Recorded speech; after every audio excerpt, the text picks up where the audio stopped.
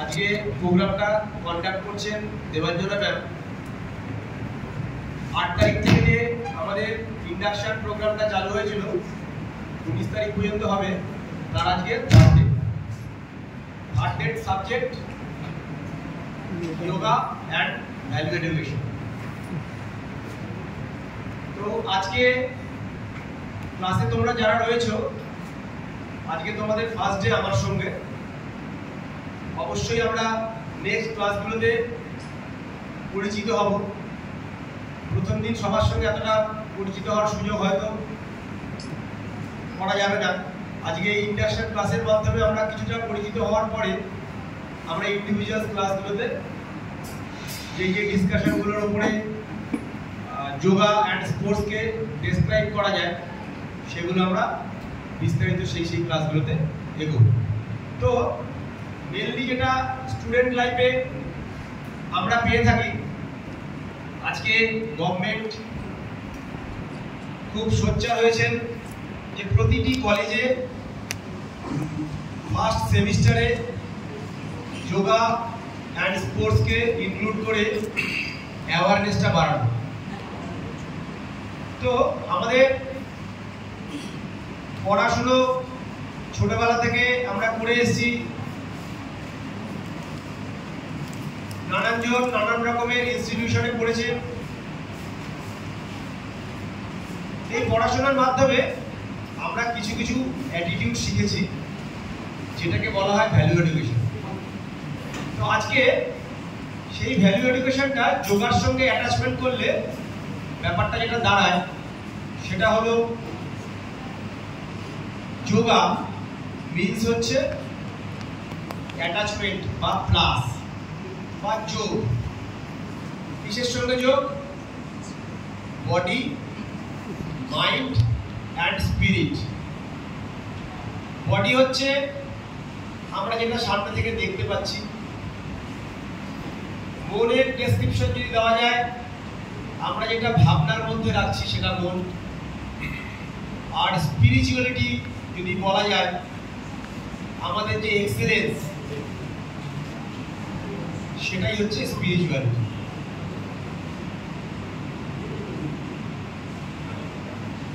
আমরা যখন সোসাইটিতে ছোট থেকে আস্তে আস্তে বড় হয়ে উঠছি, আমাদের পারিপার্শ্বিক যারা বিশেষভাবে এডুকেশন নেওয়ার সুযোগ পেয়ে ওঠে না, যে স্টুডেন্টরা ভালো ভালো ইনস্টিটিউশনে তারা খুব একটা সুযোগ পায় না পড়াশোনা, তাদের জন্য তোমরা কিন্তু থ্যাঙ্কফুল। এই ভেবেই থ্যাঙ্কফুল যে তোমরা জিআইএস গ্রুপের সঙ্গে ইনস্টিটিউশনাল ট্রেনিংয়ে যুক্ত।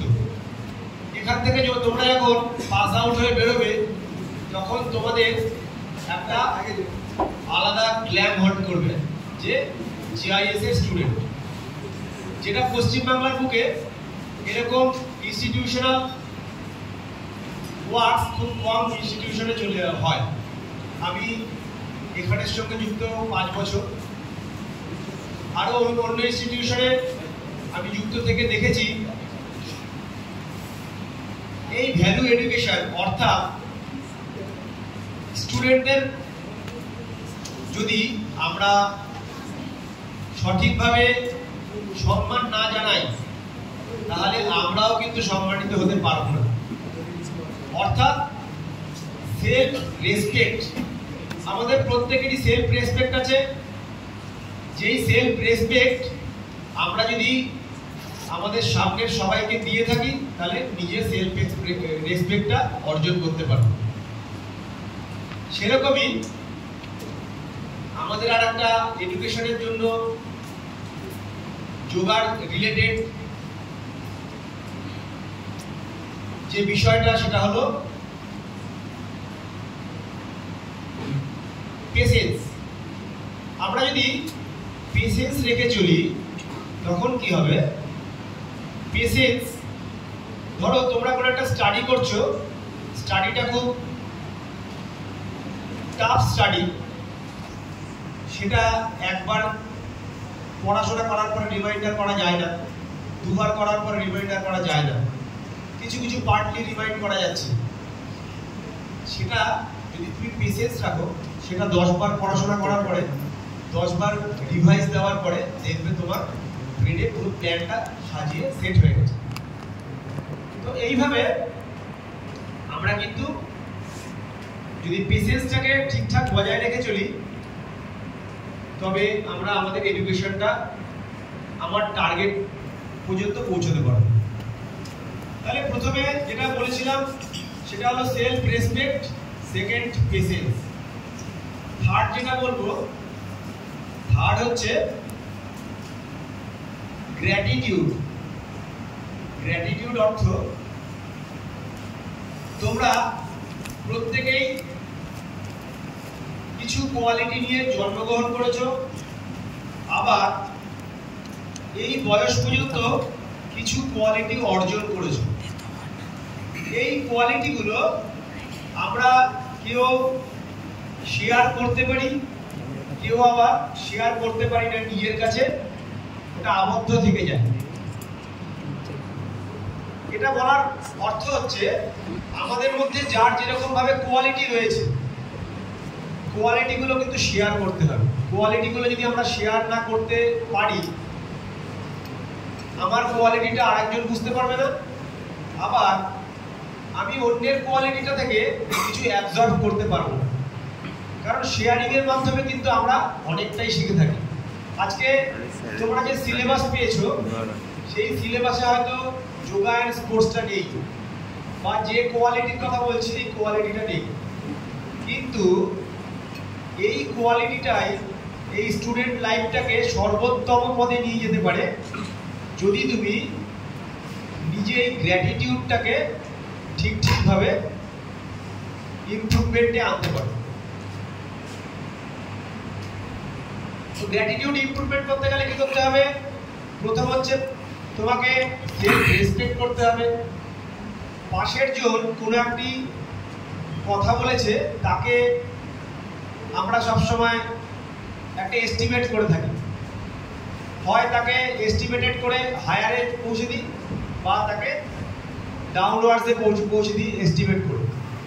তো তাকে ডাউনওয়ার্ডসে না পৌঁছে তার সেই মেসেজটার মধ্যে কিছু ভালো কিছু আছে, এইটা মনে করে সেখান থেকে যদি আমরা কালেক্ট করতে পারি পেশেন্সের সঙ্গে, তখন কিন্তু আমার গ্র্যাটিটিউড তৈরি হবে।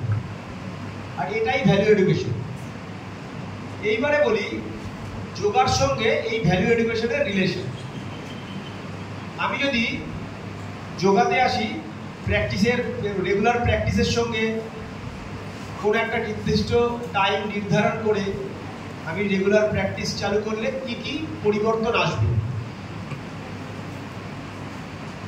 প্রথম পরিবর্তন যেটা আসবে, যে ফিচার্সগুলো যোগার থেকে পাবো, সেটা হলো flexibility. Flexibility both physique and mind. অর্থাৎ মিনস এটাই হয় যে ফ্লেক্সিবিলিটি মানে কিন্তু শুধু বডির ফ্লেক্সিবিলিটি নয়। ভ্যালু এডুকেশনে ফ্লেক্সিবিলিটি মিনস হচ্ছে মাইন্ডের ফ্লেক্সিবিলিটি। ধরো তোমরা একটা অকওয়ার্ড সিচুয়েশন ক্যারি করছো, যেটা মোটেই ভালো লাগছে না, কিন্তু ফ্লেক্সিবিলিটি এমন একটা ব্যাপার, সেখানে তবুও তোমার মনটা বসিয়ে রেখেছো, পেশেন্সটা ধরে রেখেছো, অকওয়ার্ড সিচুয়েশনটাকে তুমি ওভারকাম করে গেছো। তো এটা হচ্ছে ফ্লেক্সিবিলিটি। তো যোগা এর ভ্যালু এডুকেশনে ফ্লেক্সিবিলিটি একটা বড় ফ্যাক্টর। এরপরে আসি রেজিস্ট্যান্স পাওয়ার।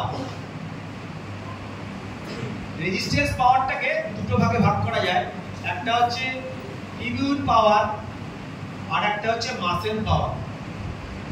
ইমিউন পাওয়ারটা সম্পূর্ণটাই ফুড হ্যাবিটস থেকে আসছে, আর মাসেল পাওয়ারটা সম্পূর্ণটাই প্র্যাকটিসের থেকে, রেগুলার প্র্যাকটিস থেকে আসছে।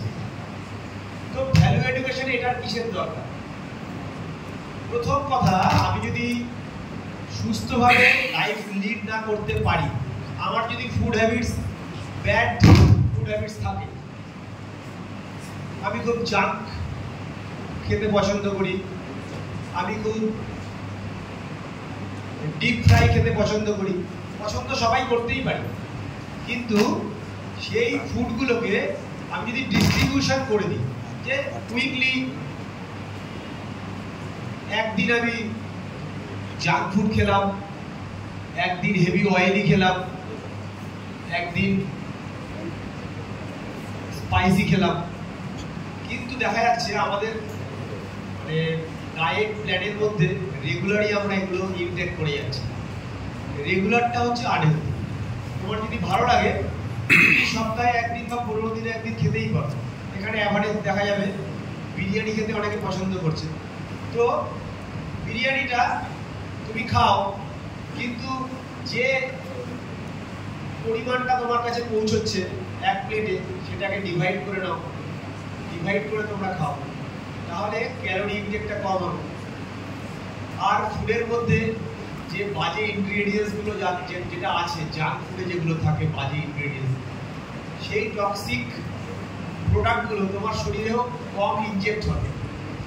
এই কারণে আমরা যদি পারফেক্ট ফুড হ্যাবিট করি তাহলে ইমিউন সিস্টেম বুস্ট আপ হবে। কি কি করলে ইমিউন সিস্টেম বুস্ট আপ হবে সেগুলো আমরা নেক্সট ক্লাসে বেশি করে ডেসক্রিপশন দেব। আর ওটা অনেক বড় সাবজেক্ট, ওগুলো এই ছোট ইন্ডাকশন প্রোগ্রামে করা সম্ভব নয়। তো আমরা শুধু সাবজেক্ট ওয়াইজ ছোট ছোট করে এগিয়ে চলি,